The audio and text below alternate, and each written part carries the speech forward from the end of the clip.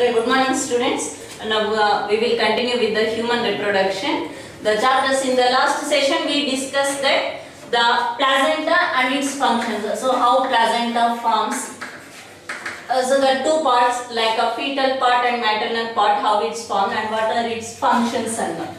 So after this the placenta formation, then and we know that in the embryo, so there are two different types of layers. One is embryonic disc and another one is trophoblast is present. And now in the extra embryonic membrane. So in this session we will discuss with the extra embryonic membranes. Means these are the membranes which around the fetus and they helps in the fetus development and all. So but directly these are not involved in the embryo development, that means embryo formation, but they helps in the embryo development. And these embryonic extra embryonic membranes, so there are four types of extra embryonic membranes are present. So what are they?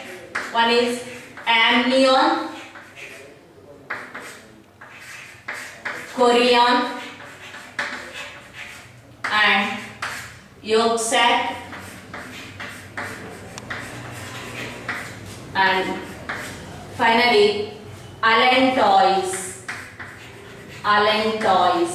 So these are the four extra embryonic membranes, very important to remember that. So amnion, chorion, yolk sac and allantois. These are the four extra embryonic membranes, and these are four extra embryonic membranes. They are developed from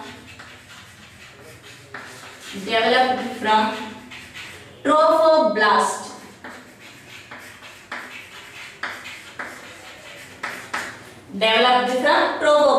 So we know that the embryonic disc is present here and all three germ layers are formed, and still that extra this trophoderm layer is present, which is not a part of embryo, and from this trophoblast layer these four different types of extra embryonic membranes are formed, and these four extra embryonic membranes are found in the amniotes. These are found in amniotes. So what are the amniotes? Means here the animals which contains amnion in their egg. So these animals are called amniotes. Example, reptiles, birds and mammals. In these amniotes, these all four extra embryonic membranes are present, like amnion, chorion, yolk sac, allantois. These all four membranes are present in these amniotes, which includes reptiles, birds and mammals. So if we will see the structure how these four different types of extra embryonic membranes are formed here, means these are around the embryo. So if it is the embryo,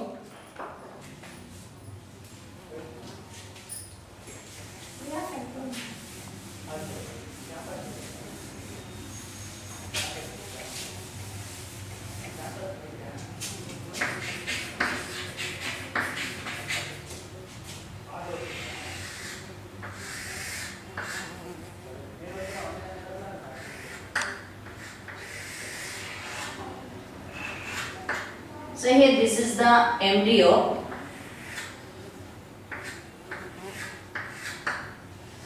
and here the first yolk sac is formed, which is a sac-like structure, and we know that during the formation of endoderm, so endoderm formation, the cells of some endoderm, they are almost their contact with the trophoblast layer, and they that reason develops into yolk sac. So that is the yolk sac.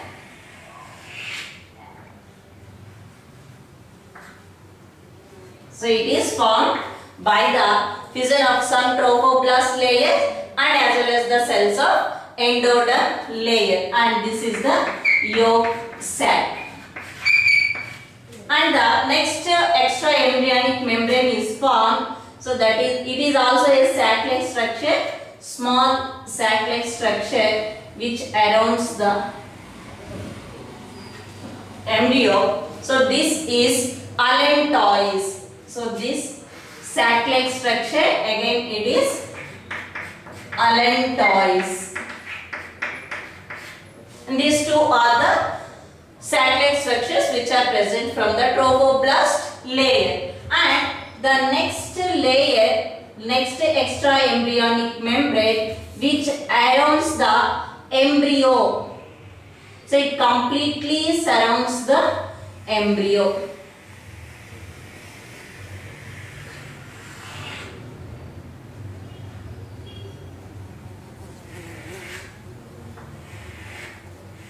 And this is known as, this membrane is known as amnion. Amnion. So from here to this complete embryo is covered by this amnion. And the next last membrane, that is a chorion. Next, this chorion is surrounds the all these extra embryonic membranes, including all these structures. Including yolk sac, allantois. So all these structures, they are covered by the last extra embryonic membrane which is known as chorion. And here this chorion, we know that, which gives us the finger-like projections known as chorionic villi. And these chorionic villi are developed from the chorion. So these are the structures where we can see that around the embryo, so there are 4 different types of extra embryonic membranes are present. The first one is yolk sac, then allantois, amnion and chorion. And here if you can see that the yolk sac, and this yolk sac, around that yolk sac, so there is a mesoderm layer is present, and however inside there is an endoderm, because we know that it is formed from the endoderm. And here this outside there is a mesoderm layer. Outside to the yolk sac there is mesoderm layer. So this structure, now it is known as, in the yolk sac, it is known as splanchnoplure.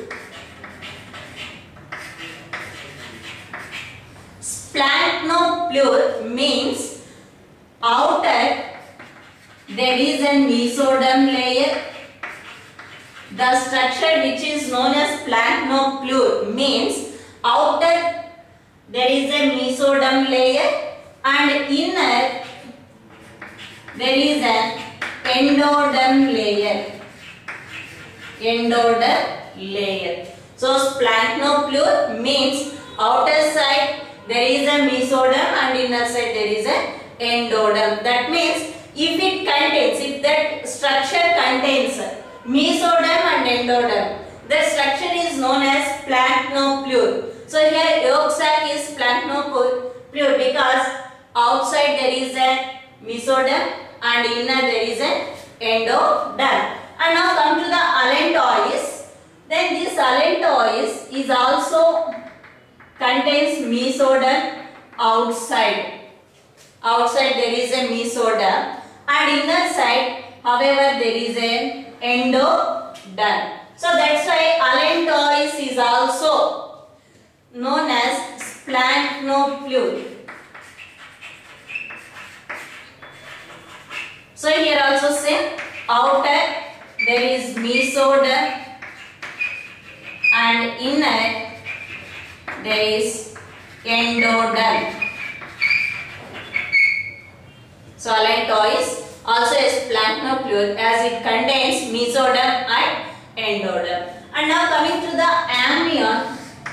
So here outer there is a ectoderm, outer there is a mesoderm, and outside to the ectoderm, amnion, there is a mesoderm. And inside to the amnion there is a ectoderm, not endoderm. Here it is a ectoderm is present. So inner side there is ectoderm. This structure now it is known as amnion, is known as somatopluere.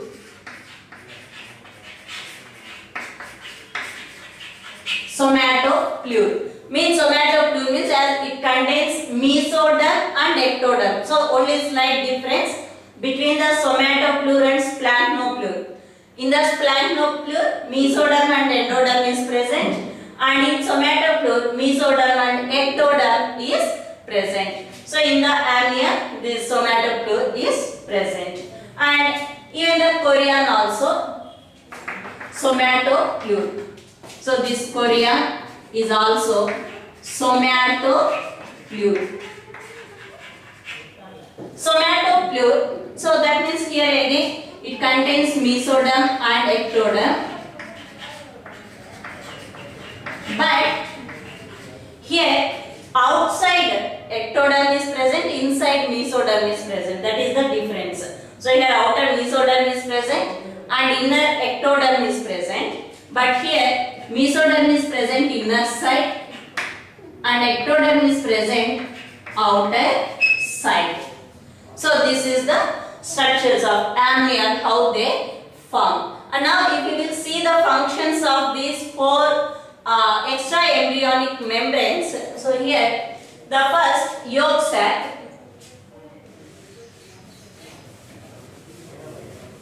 So here I write yolk sac. And this yolk sac is functions as it stores the food material, stores food in the form of yolk.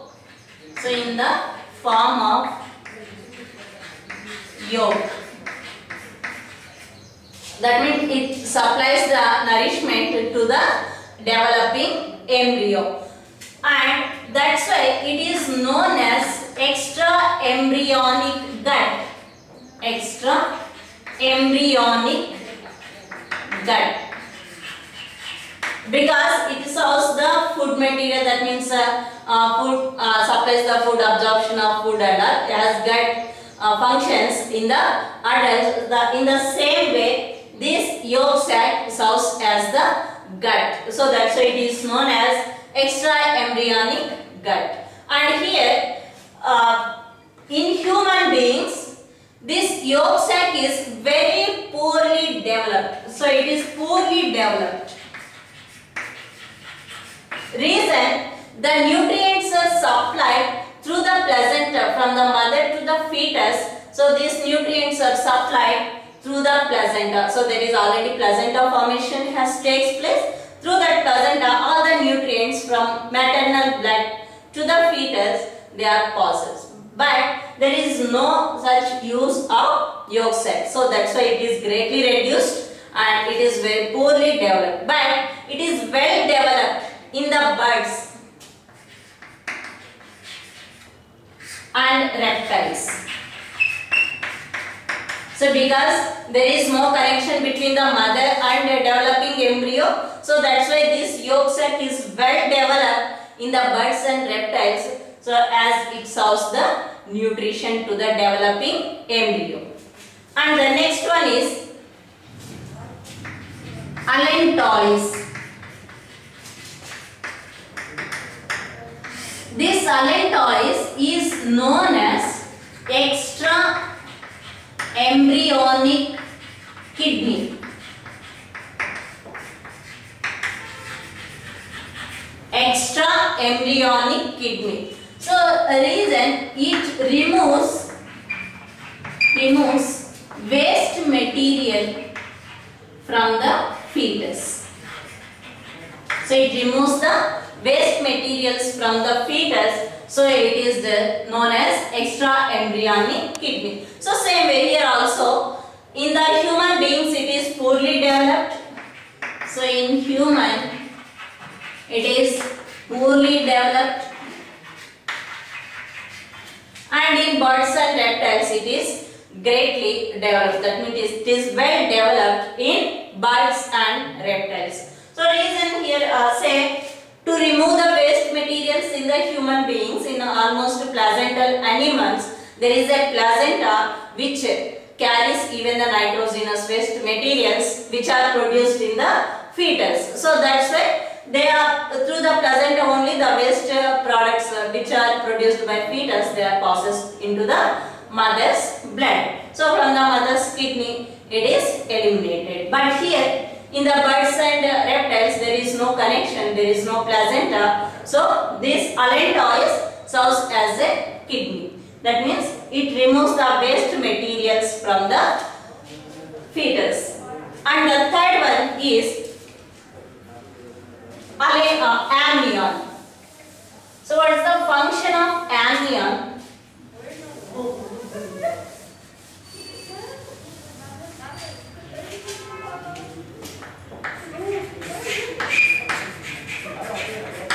Amnion.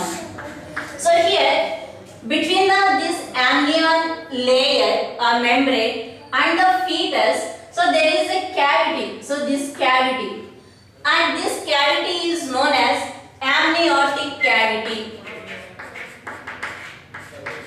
Amniotic cavity.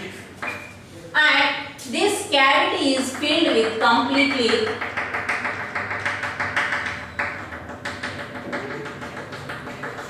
a fluid which is known as amniotic fluid. So this complete cavity is filled with amniotic fluid. So that fluid is known as amniotic fluid. And this amniotic fluid, it helps in the shock absorber, or it acts as a shock absorber. From the mechanical stress, this fetus is protected due to the presence of this fluid, and it also provides aquatic medium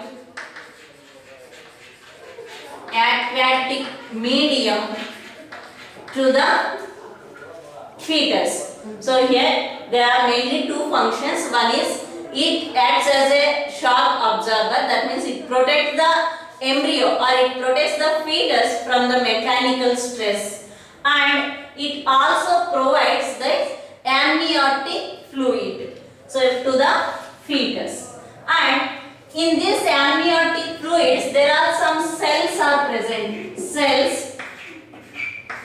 These cells are known as fetal cells. Fetal cells. So these cells which are detached from the embryo, actually these are, this from the fetus during the formation of germ layers, some cells are detached from that and they are present in this fluid, and these cells are called fetal cells. So these fetal cells helps in detection by culturing these cells, by taking out these cells outside from the cavity, and we culture and we can study any defects in the genetic material or in any disorders, so we can detect that. So it helps in the early detection of genetical disorders, and that process is known as, the technique is known as amniocentesis. Already we discussed briefly about that amniocentesis. And the last one, that is chorion.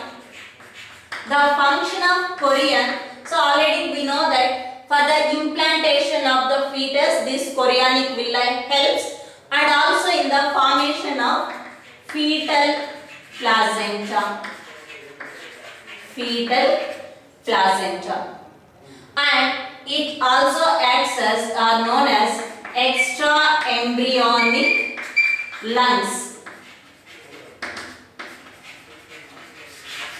Extra embryonic lungs. So that means the fetal lungs, so which carry the respiratory gases through this villi or through this chorionic to the fetus, because through the chorion which participate in the formation of placenta, and through that placenta the respiratory gases are passes from mother to fetus and carbon dioxide from fetus to the mother. So these are the functions of extra embryonic membranes. So next important topic in this is we will discuss with that the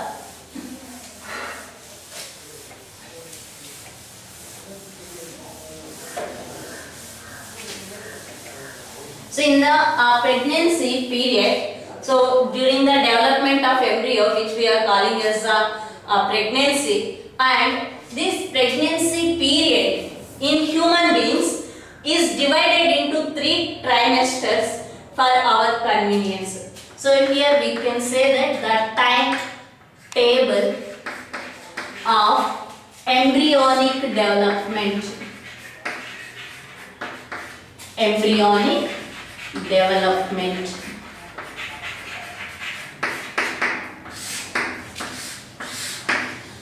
So here we know that the pregnancy period in the human beings, it is about 9 months or 260 to 280 days approximately. And these 9 months of pregnancy period is divided into 3 trimesters.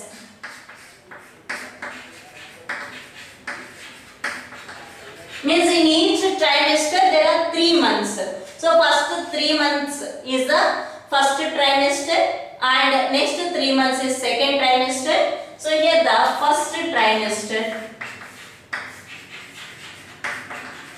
In each trimester there are 3 months. So that's why it is known as trimester.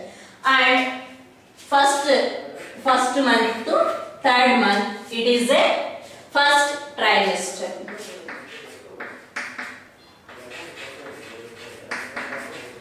And during this month, so what happens exactly means, in the first month of the pregnancy, so we know that the fertilization takes place and implantation takes place, and in the first month itself the heart is formed.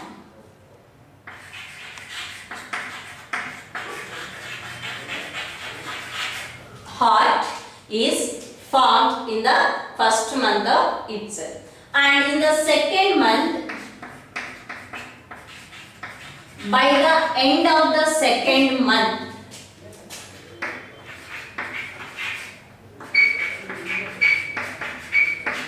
limbs are formed. So limbs means here the both hands and legs. So they are that means, but the digits are still it is attached, but these limbs are formed. And by the end of the first trimester, so that means by the 12 weeks, so by the 12 weeks the first trimester will be complete. So by the 12 weeks or by the first trimester, by the end of the first trimesters, the limbs are well developed, as well as limbs are developed, well developed, that means all digits. So that means fingers, toes, these all are developed. And external genitalia are also developed. External genitalia are developed. And by the end of the first month, so as the heart is formed, and this is the first sign of the developing embryo, and we can notice that the development of embryo by listening that heart sound by by using stethoscope. So that is the first sign where there is embryo is developing. And by the end of the second trimester, and when the fetal movements starts, that means inside the uterus, now the fetus is started to move, and these movements starts by the end of or by the middle of the 5th month. So in the second trimester, the fetal movements occur, and in the 4th month, head is formed. See, by the end of the first trimester, we have to remember one thing. By the end of the first trimester, that means by the end of the 3rd month of pregnancy, almost all organs and organ systems are formed, including genital organs also. And by the end of the 4th month, the hair appears on the head. Hair appears on the head, and eyelids get separate. So these eyelids, and up to that the eyelids are 2 eyelids are get closed. But by the 4th month, then these eyelids get separates, and eyelashes are formed. So eyelashes are formed. And by the end of the second trimester, the complete fetal body is covered by the fine hair. So the total body, including the face and the remaining body trunk, so everything is covered by fine hair. And by the end of the second trimester, now complete organogenesis and complete development of organs takes place. And in the 3rd trimester, that means from 7th to 9th month, so this is the 3rd trimester. In this 3rd trimester, the fetus is completely developed with all organs and all. By the end of the 9th month, so during this 3rd trimester only development of fetus takes place, and that means in the size of the fetus takes place. And at the end of the 3rd trimester, that means at the end of the 9th month, now fetus is fully developed and it is ready to deliver.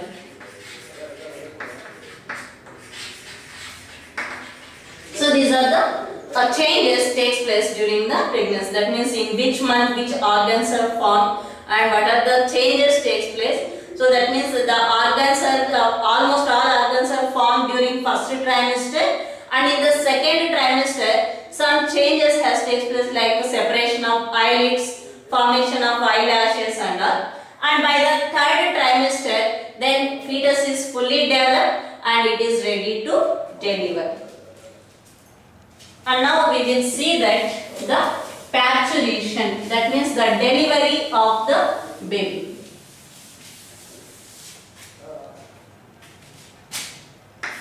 Which is known as parturition. So parturition means expulsion of fully developed fetus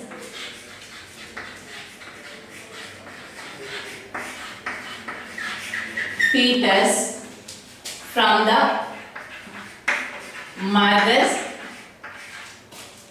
or maternal uterus.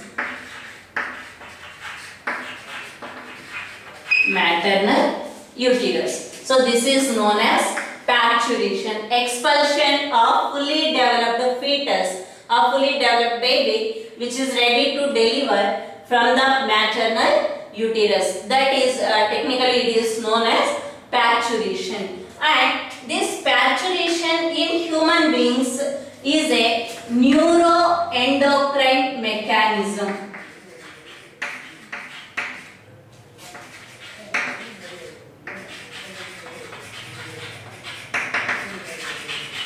neuroendocrine mechanism. So in the neuroendocrine mechanism means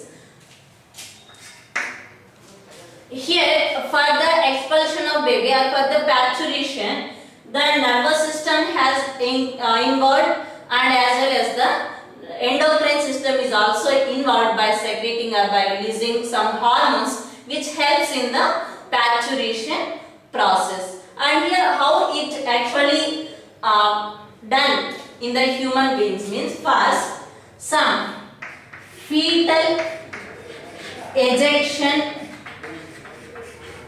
factor.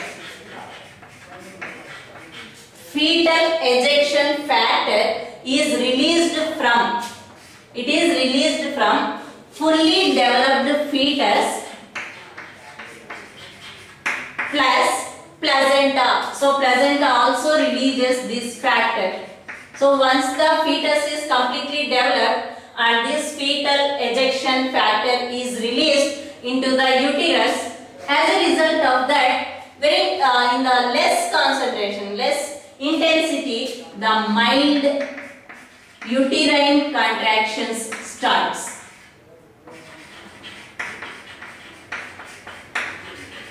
Mild uterine contractions starts. So these mild uterine contractions, that means they have very less intensity contractions, and these signals then they goes to the maternal pituitary gland. So these signals then they are received by through the nervous system, they reach to the maternal pituitary gland, and this maternal pituitary gland, by receiving these signals, it secretes oxytocin. And we know that oxytocin is a hormone which is secreted by this maternal pituitary gland, and due to the secretions of this oxytocin in the uterine muscles, so in the myometrium, then the strong contractions has starts. So here very strong uterine contractions, and these strong uterine contractions are known as labor pains.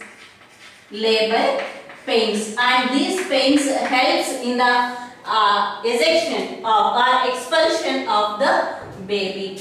And when these mild uterine contractions takes place, during that time some changes takes place. That means here one more hormone is released by the ovary, that is known as relaxin. Relaxin hormone is released by the ovary by the strong uterine contractions, and this relaxin helps in the dilation of cervix. Dilation of cervix. And this cervix, so when we know that this cervix along with the vaginal orifice, it forms the birth canal. So it is a birth canal. And when the dilation of cervix takes place, then the fetus heads come into the position. So first head comes out. So that head comes in position towards the birth canal. Due to the secretion of relaxation, this dilation of cervix takes place, as well as the head comes in position towards the birth canal. And due to this, when the cervix dilates, then expulsion takes place. Expulsion takes place. That means delivery of the baby takes place. And after birth, so expulsion takes place, then after birth takes place. So it is actually after birth, means technically it is known as deciduea. Means expulsion is delivery of the baby, but here one more thing happens, that is placenta. Placenta is also present in the uterus, and that placenta is also comes out from the birth canal along with the fetus. So this is between 10 to 25 minutes or 45 minutes sometimes. So within that period, this placenta is also comes out, and that is known as decidia or after birth. So that is known as either decidia or commonly we can known as it is after birth. And during these strong uterine contractions, so one more change happens, that is amnion get ruptured. This amnion which is present around the fetus, that amnion ruptures. Due to the strong uterine contractions, this amnion ruptures, and this amniotic fluid also comes out along with the fetus. So these all changes takes place in the parturition process, and it can be we can study under the three phases. One is expulsion phase, first the dilation phase, and second one expulsion phase, and third one after birth. So these are the three phases. Dilation phase. So in the dilation phase, what happens? The relaxin is secreted, then the cervical canal or the birth canal get dilates. So which helps in the expulsion of the baby. And this expulsion takes place due to the strong uterine contractions which are performed by the secretions of oxytocin.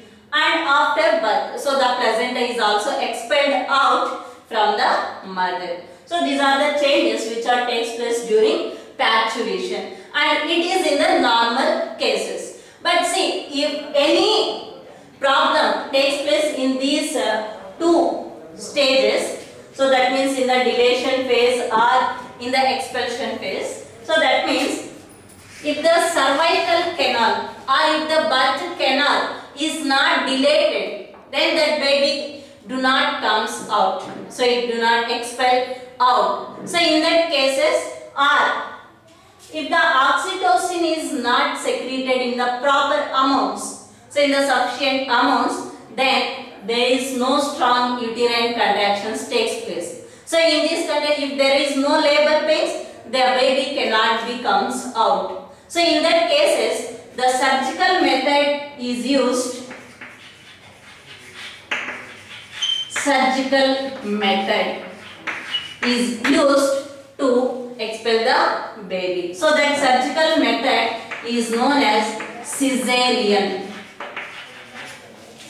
So cesarean is the method where the baby comes out from the, that means by cutting the, either they may cut the cervical canal or they may expand the cervical canal or the abdominal cavity. So they cut the abdominal cavity and through that they may take out the baby. So in these cases they use the surgical method where there is a two phases. There are problems in these two phases. If any problems occur, then surgical method is the way.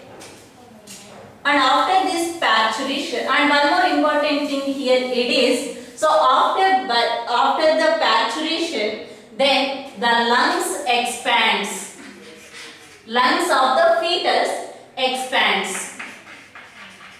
And generally we know that when it is in the uterus, through placenta the respiratory gases are takes place, there is no problem. There is no need not to burst the lungs. But as soon the baby comes out from the body, the placenta it is detached and there is separation of placenta and there is separation, completely separation of mother and fetus. As soon as we take out the baby, it comes out from the mother, then the baby starts crying, and that is the first breath of the baby on its own. So if the baby do not cry, it gives us some, that means when the baby do not cry, then the oxygen supply not takes place, so it may affect the mental and physical growth of the baby. So that's why if the baby cries, then that is the first breath, that is the sign of first breath as the lungs expands and they work properly. And another one is circulatory system functions on its own. Circulatory system, and we know that in the first PU when we are studied about the structure of heart, so we mentioned one thing, foramen ovale. Foramen ovale. And this is the small pore which is present between the sinoatrial node, at the sinoatrial node between the auricles and ventricles, and as soon as the birth takes place, that means the baby comes out, this foramen ovale get closed. So if it does not closes, then that disease is known as then hole in the heart. Hole in the heart. So it must be closed, or otherwise it is known as hole in the heart, and due to this the oxygenated blood and deoxygenated blood get mixed, and that disease is known as blue baby disease. That means the skin of the babies, it appears like bluish in color. Blue baby disease. And these are the changes what takes place after parturition. And one more important event, so it is known as postnatal event, that means after birth, that is lactation.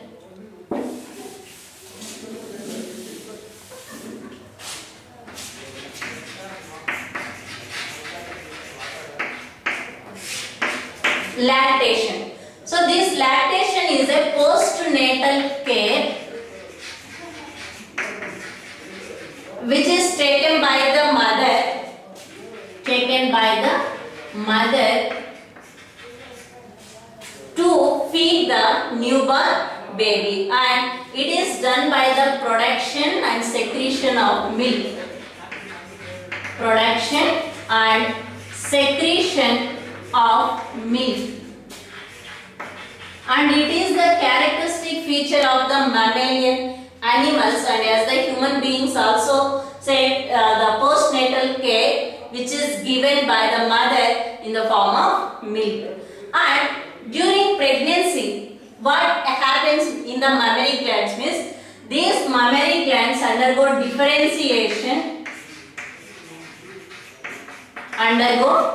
differentiation and they starts to producing the milk. So they starts to producing.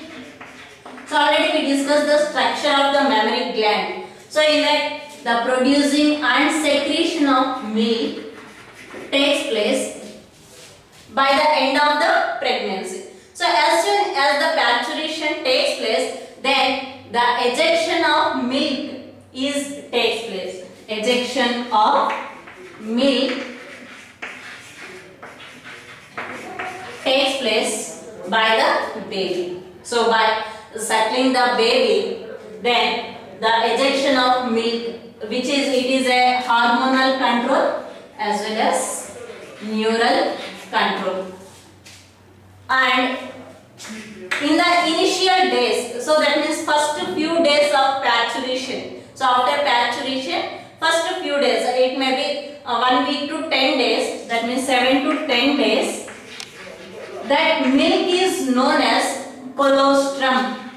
It is very important to remember that the colostrum is the milk which is secreted by the mother in the initial days of the newborn baby, and that milk contains the antibodies.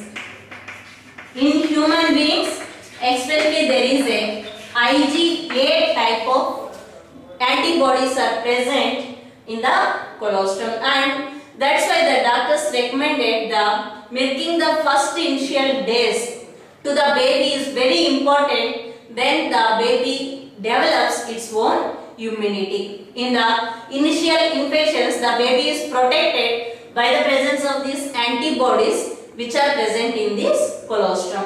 And the doctors also recommends that the giving milk or feeding with milk is recommended up to 1 to 1.5 year of the baby.